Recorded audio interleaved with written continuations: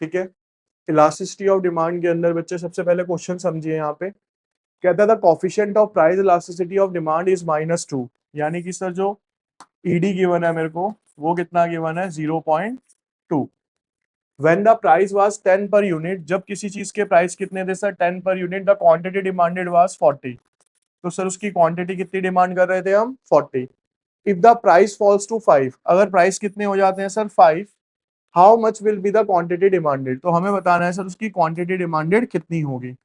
अब यहाँ पे देखेंगे इस वाले क्वेश्चन को, फिर नेक्स्ट आप अपने आप करेंगे। देखिए इधर 0.2 ईडी हो गया बेटा, पी कितना है बच्चे मेरे पास 10, क्यू कितना है बच्चे यहाँ पे 40, इनटू डेल्टा क्यू कैसे निकलेगा न्यू माइनस ओल्ड, यानी कि एक्स माइनस डेल्टा पी कैसे निकलेगा सर 5 माइनस 10, तो 5 माइनस यहाँ पे क्या आएगा minus 0.2 minus 10/40 into x minus 40। 5 में से 10 गए बचे, कितना बचा है यहाँ पे माइनस का 5।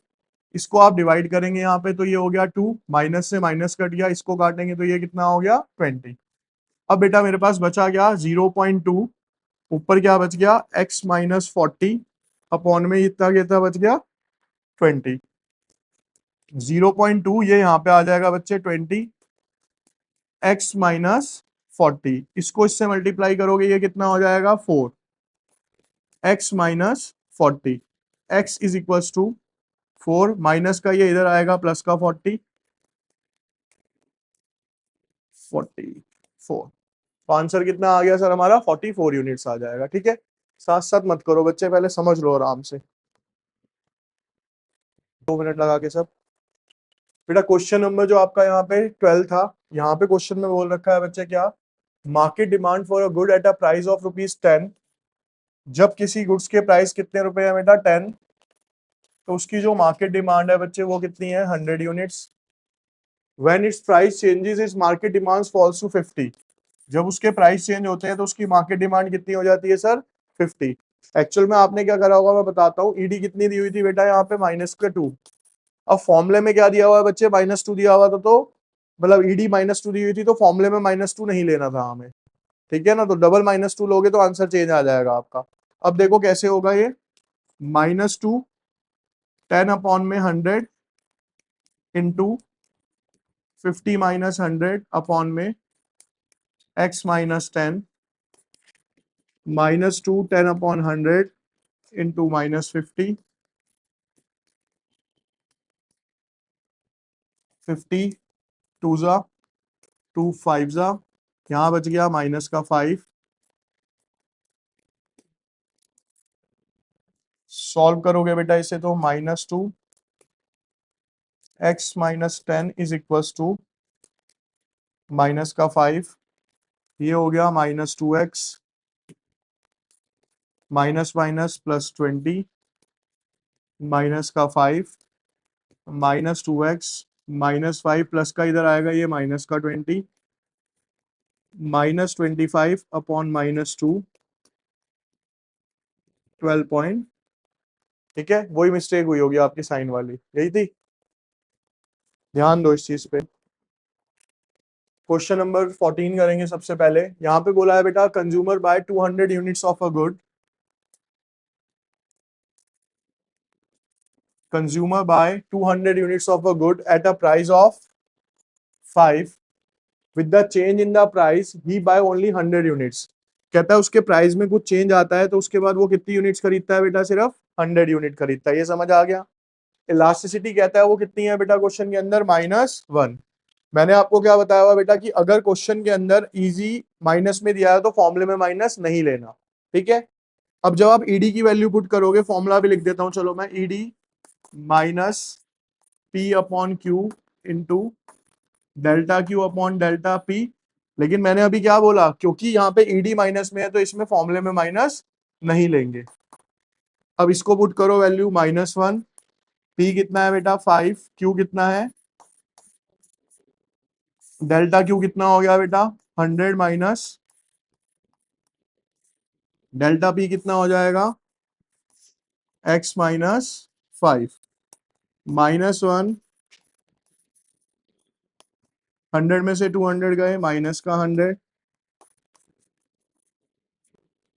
100 से कटेगा ये 2,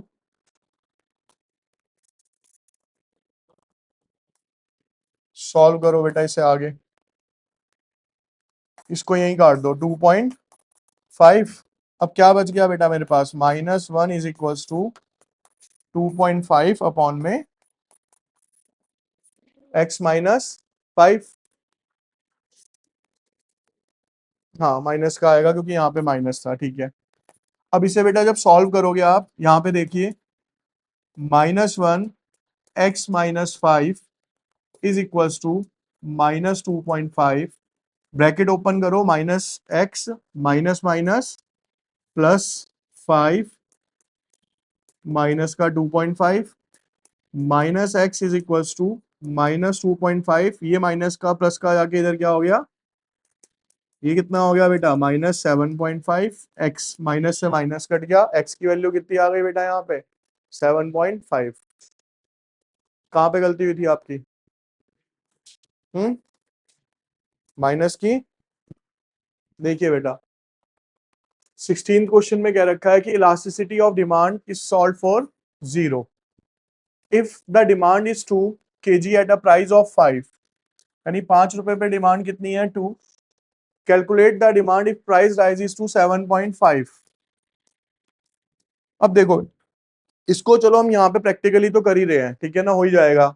अगर मैं प्रैक्टिकली आपसे पूछूं सॉल्ट, सॉल्ट का कोई दूसरा सब्स्टिट्यूट है बेटा, नमक का कोई दूसरा सब्स्टिट्यूट ऑप्शन है आपके पास नमक का, बताओ यस और नो, कुछ सोच रहे हो टिया, है कुछ है, नहीं दूसरे तरीके का नमक नहीं, नमक का कोई सब्स्टिट्यूट, ऐसे तो पानी बिस्लेरी और अलग ब्रांड्स के भी आते हैं, वो बात नहीं है, पानी का सब्स्टिट्यूट क्या है ना, तो ऐसे ही मैं पूछ रहा हूँ नमक का कोई दूसरा सब्स्टिट्यूट है अभी हमारे पास, नहीं है। तो बेटा जिसका कोई सब्स्टिट्यूट नहीं होता तो उसके प्राइस में चेंज आने से क्या उसकी डिमांड में कोई चेंज आता है, सर नहीं आता, इसीलिए उसकी इलास्टिसिटी क्या कहलाती है सर, जीरो कहलाती है। इलास्टिसिटी क्या कहलाती है, जीरो कहलाती है, क्योंकि इलास्टिसिटी का क्या मतलब बताया था बच्चे, what will be the change in demand due to change in price. अब सर प्राइस तो चेंज होंगे लेकिन डिमांड में कोई चेंज नहीं आएगा, इसीलिए इलास्टिसिटी क्या होगी हमारी, जीरो होगी।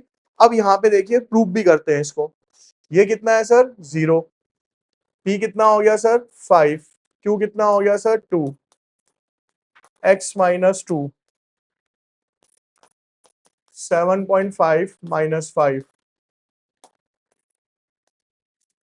देखो जो मर्जी सॉल्व कर लो बेटा, ये सारा का सारा जब यहाँ उठ के आएगा तो ये सारा क्या हो जाएगा, मैं 0 से मल्टीप्लाई करूंगा सब 0 हो जाएगा। अब यहाँ पे क्या बच जाएगा एक तरीके से देखोगे तो, या इसको भी रख के करना क्या है, रुक जाओ इसे भी सॉल्व ही करा देता हूँ मैं आपको, और इजी हो जाएगा ये, देखिए